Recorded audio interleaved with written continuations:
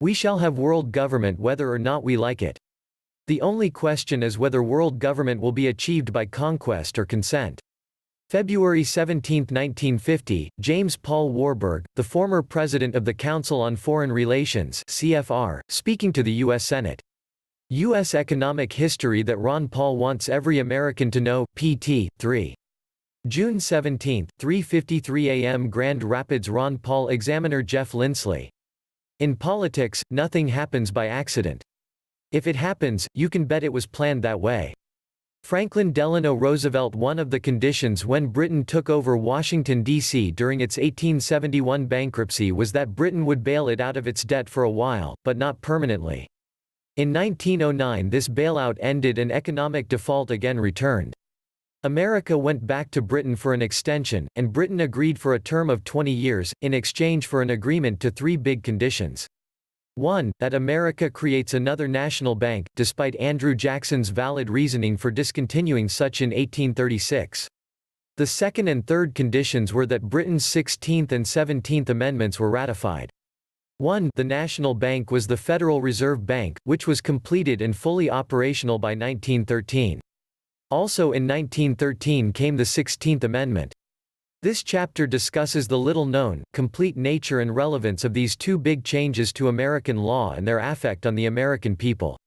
The Great Depression. When economic default loomed again in 1929, something different happened. J.P. Morgan and Kuhn and Loeb illegally sent advanced warning to their insiders of an economic collapse, who all pulled out of the stock market. The problem initiating the crash was created by Warburg's Federal Reserve when it printed money at a 62% inflation rate and then raised interest rates to 6%.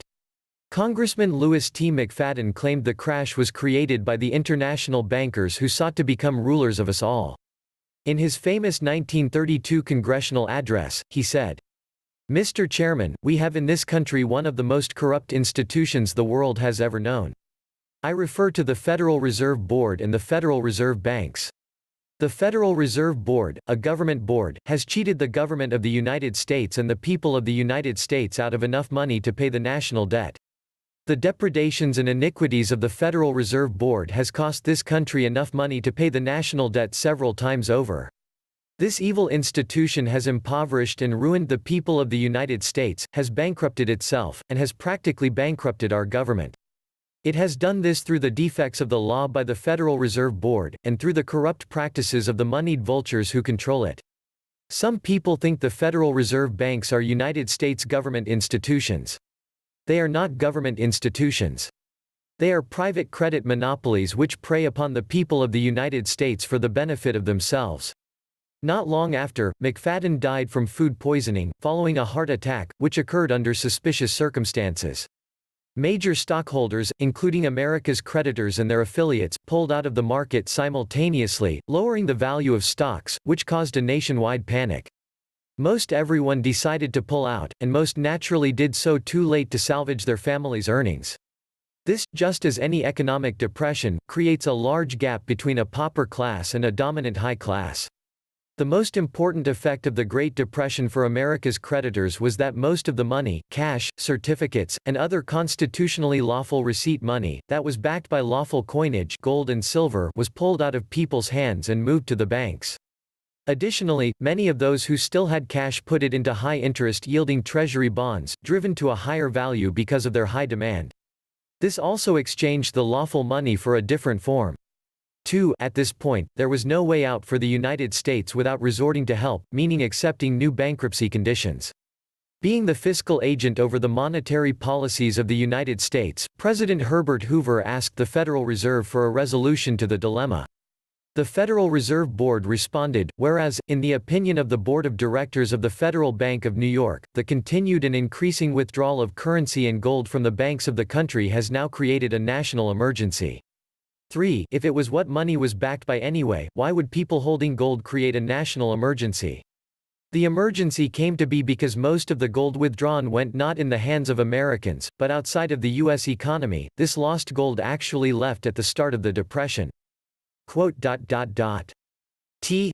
spectaculars and insiders were right was plain enough later on. This first contract of the money changers with the New Deal netted those who removed their money from a country a profit of up to 60% when the dollar was debased. 4. The banks were left without a sufficient amount of gold for their own protection, thus they denied the public its gold.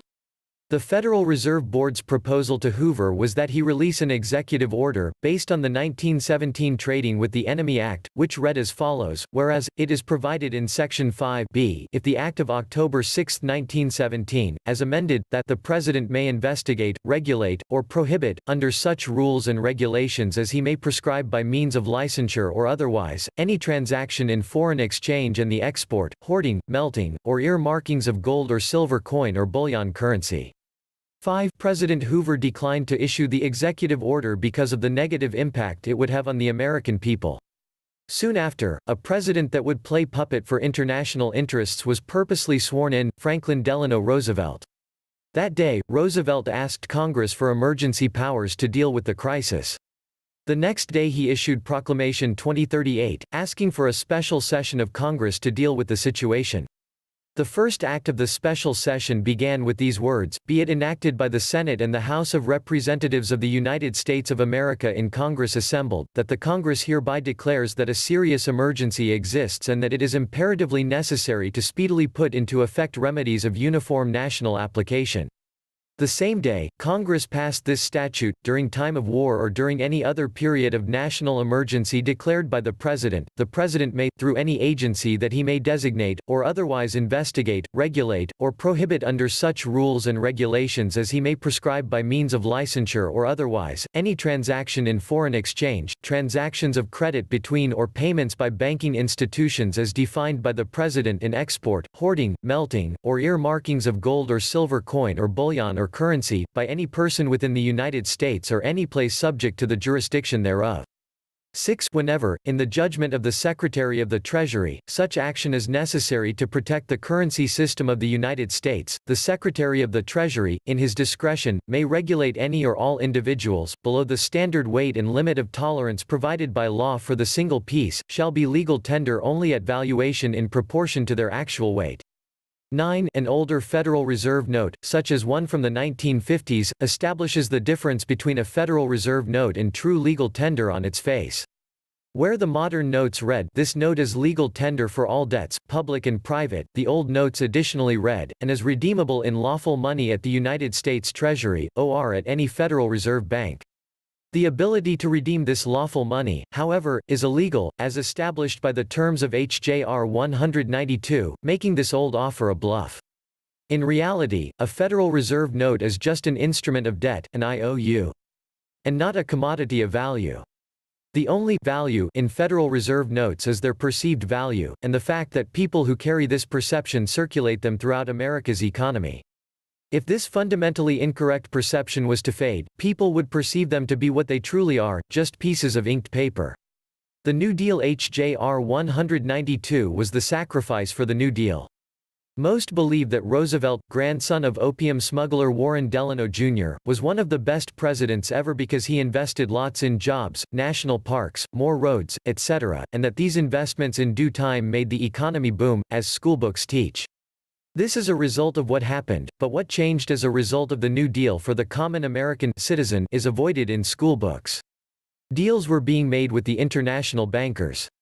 The bankers invested in America once again, under new conditions. The first of which was the passing of House-Senate Joint Resolution 192, which further emphasized the country's necessity for a new national bank, the Federal Reserve.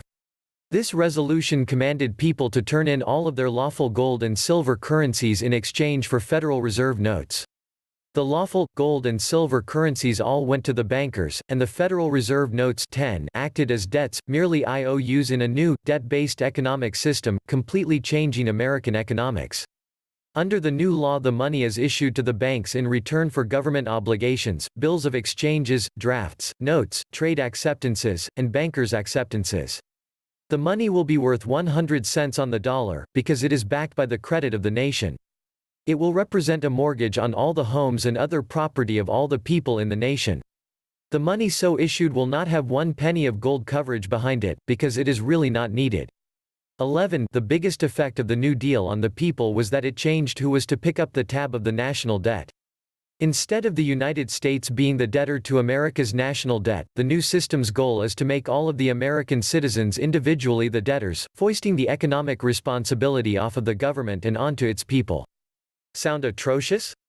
This plan, however, can't legally be carried out without the American people agreeing to their share of the debt. No one in their right mind would voluntarily agree to a share of a debt that they themselves didn't incur, so the U.S. government had to trick its citizens into becoming debt slaves to foreign creditors. To do this, Franklin Delano Roosevelt invoked his emergency war powers under Public Law 1. The enemy of his war was defined as any person within the United States or any place subject to the jurisdiction thereof. 12. The war was an economic war, and the government gave everyone a nom de guerre, a war name, for the purpose of tracking and regulating its enemies of the state in order to ensure elevated national security. This war name is also called a straw man, a personal account that the government creates for the purpose of continuing an economic transaction when one party doesn't necessarily agree to contracting. 13. This is the name found on your driver's license, social security card, IRS forms, etc. These straw man accounts have the same name as everyone's legal names, but they are purposely capitalized. John Doe's straw man account would be called John Doe. These accounts are capitalized because the accounts are considered to be corporations 14 by law. These corporations are also, in law, called persons. 15. By agreeing that your straw man represents you, the sovereign, you are agreeing to be a person and a United States citizen, and are contracting with the United States to be within the jurisdiction of its private laws. In 1921 the government started issuing birth certificates, something the UK had been doing since the mid-19th century. These certificates confirmed that a child is officially a U.S. citizen. People had no good reason to start obtaining these birth certificates, so the government had to entice them to do so.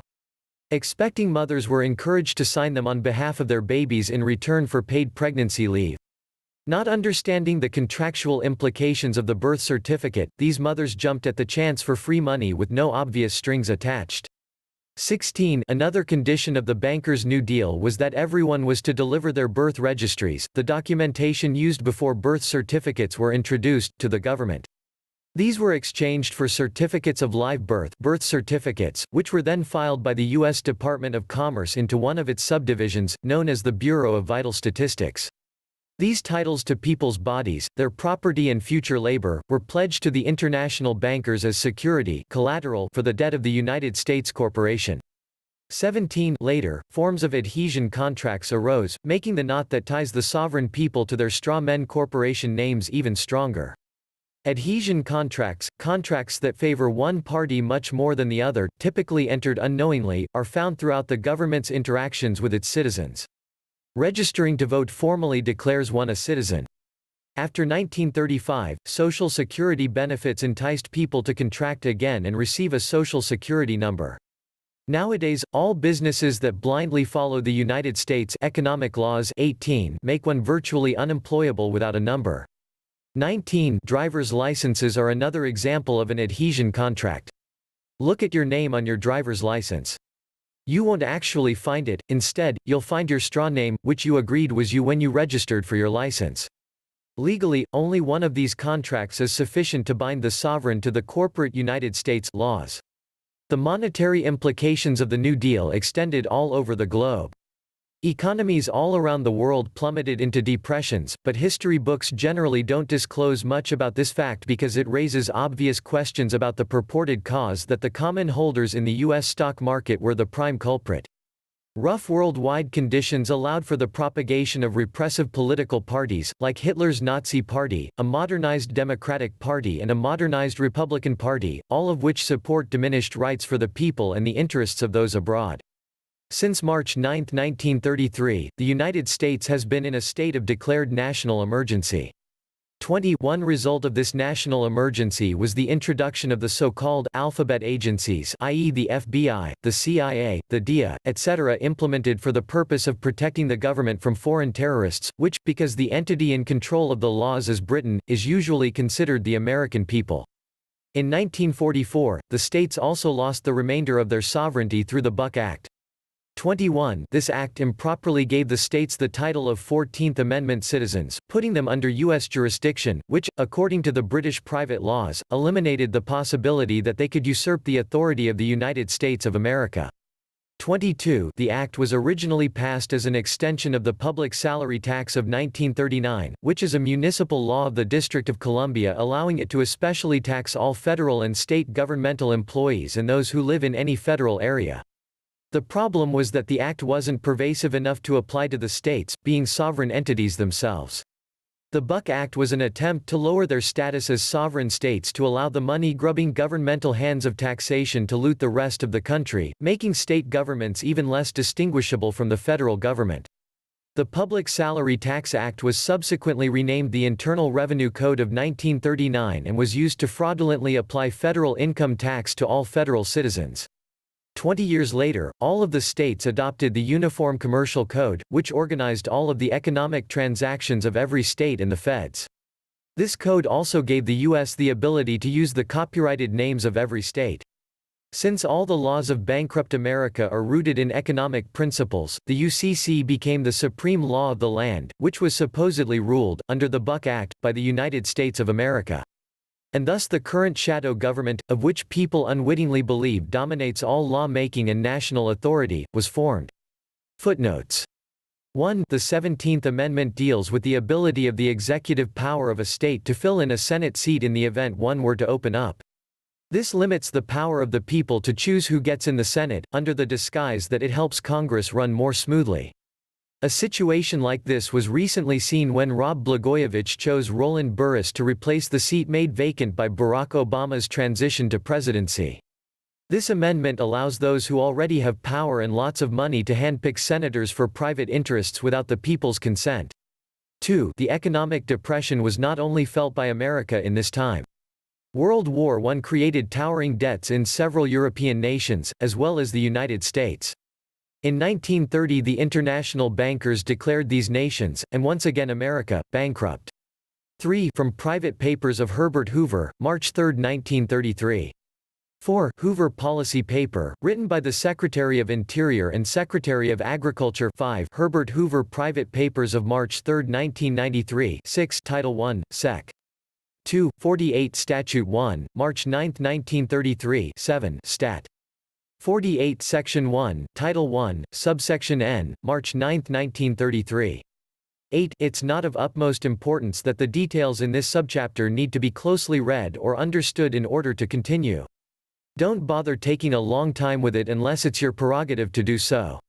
9. House Joint Resolution 192, 73D Congress, Sess. I. Ch. 48, June 5, 1933 Public Law No. 10, USCA. 462, 463 10. In legal terms, a note is a debt. Black's Law Dictionary 1088 8th ed. 2004 11 House 73rd Congress, Session I, Chapter 1, p. 83. Also see Senate Report 93-549 and Executive Orders 6072, 6102, and 6246. 12 73rd Congress, Sess. 1 ch. 1, Title I b. 13 Black's Law Dictionary 1461 8th ed. 2004 14 Black's Law Dictionary 365 8th ed. 2004 15 Black's Law Dictionary 1178 8th ed. 2004 16 Birth certificates originated as a result of the 1921 Shepard-Towner Maternity Act. 17 Title 28 U.S.C. 3002 15 a. 18 which in reality only apply to the United States itself and its subsidiary corporations, along with the 10-mile square that is Washington, D.C. 19 this number itself being virtually no different than a brand on a cow. 20 Senate Report 93-549 21 Title IV, USC 104-116 22 For example, the sovereign state of Michigan became the state of Michigan, and its abbreviation changed from MISH to MI, denoting the federal corporation.